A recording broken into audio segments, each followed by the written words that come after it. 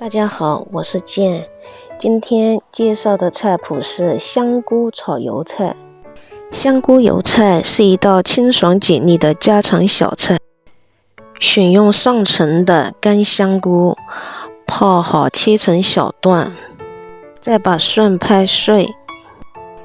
油倒入锅中，烧热之后放入蒜末，再放入香菇段，爆炒出味。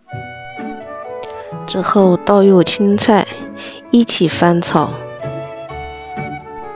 加入适量的盐。香菇清香鲜美，能增进食欲，降低血脂，对高血脂患者更为适宜。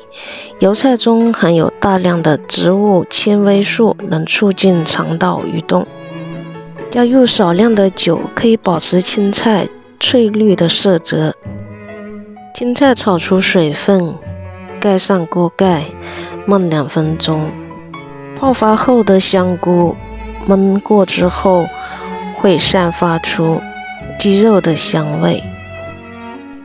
最后淋几滴蚝油就可以起锅了。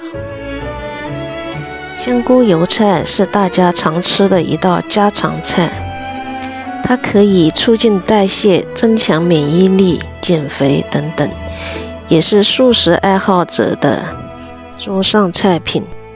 如果您喜欢我们的频道，请加关注、点赞，